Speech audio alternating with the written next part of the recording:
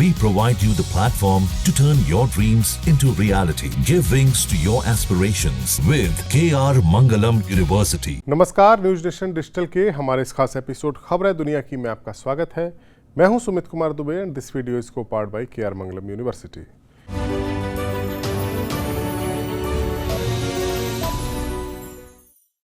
Ukraine युद्ध को रुकवाने के लिए रूस पर दबाव बनाने के नाम पर अमेरिका की डोनाल्ड ट्रंप सरकार ने भारत पर एक और वार किया है। ट्रंप प्रशासन की ओर से रूस के साथ कच्चे तेल का भारत का कारोबार खत्म करने की बात को लेकर भारत पर 25% टैरिफ के जुर्माने का नोटिफिकेशन जारी कर दिया गया है। अब यह टैरिफ 27 अगस्त से लागू हो जाएगा। इससे पहले ट्रंप सरकार भारत पर 25% टैरिफ ऑलरेडी लगा चुकी है, यानी भारत पर अब 50% टैरिफ 27 अगस्त से लगना शुरू हो जाएगा। टैरिफ यानी वो शुल्क जो किसी भी देश से आने वाले सामान पर लगाया जाता है। अब भारत से अमेरिका बेचे जाने वाले सामान पर जब टैरिफ बढ़ जाएगा तो वो सामान अमेरिका में बेचना भारत के लिए घाटे का सौदा बन जाएगा। यानी साफ है, ट्रंप भारत के साथ उनकी मनमाफिक ट्रेड डील ना होने के लिए 25% टैरिफ लगाने के बाद अब रूस के साथ भारत को दोस्ती बरकरार रखने की सजा के तौर पर 25% टैरिफ लगा रहे हैं। सवाल है कि क्या भारत अब झुक जाएगा? क्या भारत अब रूस से तेल खरीदना बंद कर देगा? और क्या भारत अमेरिका को फायदा पहुंचाने वाली ट्रेड डील कर लेगा? और अगर नहीं करेगा तो फिर भारत ट्रंप के इस टैरिफ बम से कैसे निपटेगा? हमारे आज के इस एपिसोड में हम इन्हीं सवालों के जवाब जानने की कोशिश करेंगे। पहले बात भारत रूस के बीच की ऑयल डील की। ये पूरा मसला दरअसल है क्या, वो समझते हैं, और क्यों अमेरिका की नज़र में ये मसला कांटे की तरह अमेरिका की आंख में चुभ रहा है। फरवरी 2022 में जब रूस ने यूक्रेन पर हमला किया था तब अमेरिका ने रूस पर दो तरीके से वार किया था। पहला, अमेरिका ने यूक्रेन की फौज को ट्रेनिंग दी थी और ट्रेनिंग के साथ साथ भारी भरकम फौजी साजो सामान दिए थे ताकि ज़ेलेंस्की की सेना पुतिन की सेना का सामना कर सके। और जो दूसरा वार अमेरिका ने रशिया पर किया था वो था रूस पर कड़ी आर्थिक पाबंदियां लगाने का। ये एक ऐसा वार है जो अमेरिका अक्सर अपने दुश्मन मुल्कों के खिलाफ करता है। अमेरिका के दबाव में यूरोपीय देशों ने रूस से उसका तेल और गैस खरीदना बंद कर दिया। उस समय तक रूस के तेल और गैस उसकी इकोनॉमी की सबसे बड़ी ताकत है और यूरोपीय देश उसके सबसे बड़े ग्राहक थे क्योंकि उसके पड़ोसी मुल्क थे और ट्रांसपोर्टेशन में खर्चा कम होता था। लेकिन जब यूरोपीय देशों ने रूस से तेल खरीदना बंद कर दिया तो रूस ने इसकी काट खोजी और भारत और चीन को डिस्काउंट पर कच्चे तेल का ऑफर किया, जिसे दोनों देशों ने कबूल कर लिया।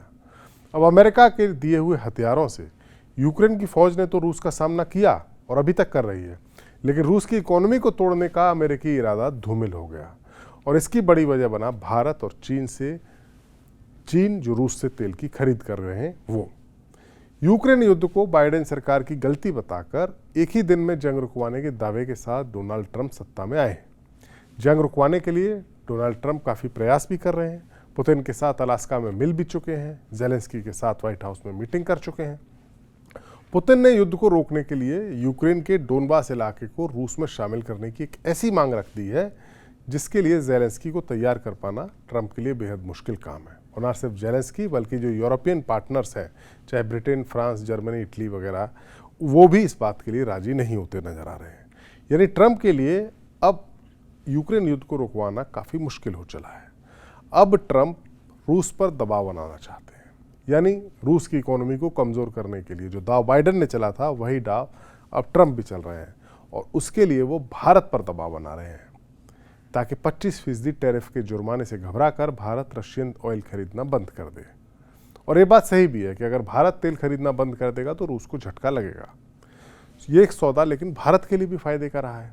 रूस ने भारत को इंटरनेशनल मार्केट के कंपैरिजन में सस्ते दाम में कच्चा तेल बेचा है पिछले 3 साल से। आंकड़ों के मुताबिक अगर बात करें तो युद्ध शुरू होने से पहले यानी 2021 तक भारत जो टोटल तेल खरीदता था अपनी ज़रूरत का, उसका महज 2% तेल ही रशिया से खरीदा जाता था। लेकिन 2023 आते आते या 24 आते आते ये आंकड़ा 40% तक पहुंच गया।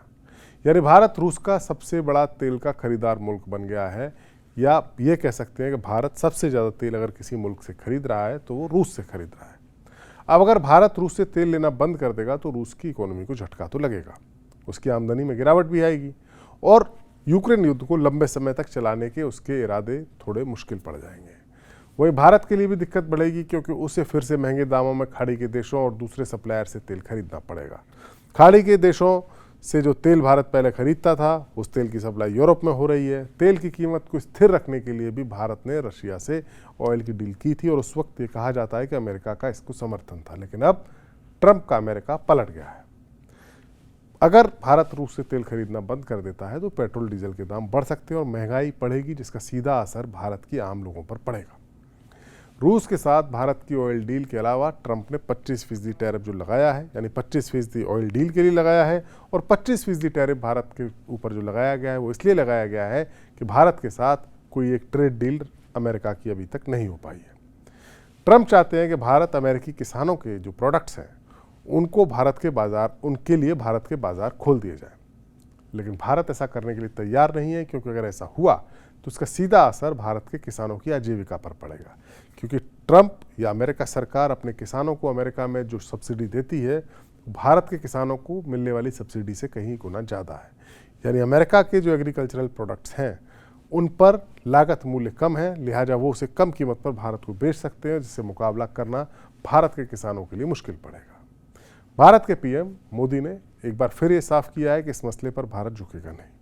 हाल ही में मोदी ने कहा कि वो अहमदाबाद की धरती से ये ऐलान करना चाहते हैं, गांधी की धरती से वादा करना चाहते हैं कि छोटे उद्यमियों, दुकानदारों, किसानों और पशुपालकों के हित मोदी सरकार के लिए टॉप प्रायोरिटी है। दबाव कितना ही क्यों ना आए, हम झेलने की अपनी ताकत बढ़ाएंगे। जाहिर है भारत टैरिफ के मसले पर अमेरिका से टकराने का फैसला कर चुका है। हालांकि ट्रंप का ये कदम भारतीय निर्यातकों के लिए खतरनाक माना जा रहा है। खासतौर से कपड़ा, फार्मा, ऑटो पार्ट्स, रत्न आभूषण, हीरे मोती और सोलर इक्विपमेंट जैसे इलाके में इस टैरिफ से दबाव आएगा।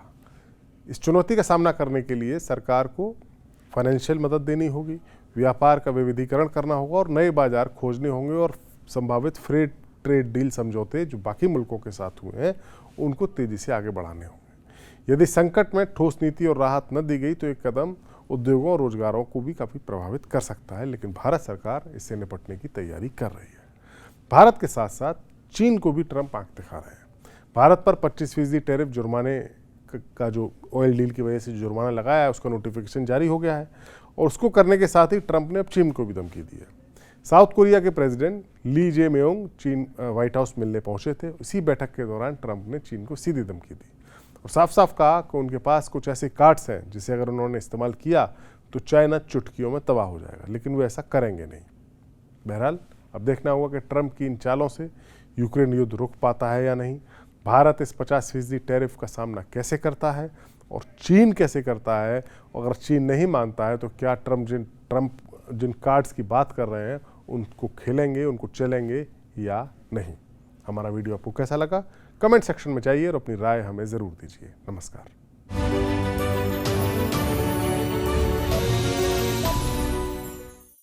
जहाँ भक्ति है हर शब्द में, कथाओं में छुपे हैं दिव्य रहस्य और ज्योतिष देता है जीवन को दिशा। धर्म से जुड़ी हर बातों को जानने के लिए हमारे चैनल स्तुति को सब्सक्राइब करें। चैनल पर जाने के लिए इस लिंक पर क्लिक करें।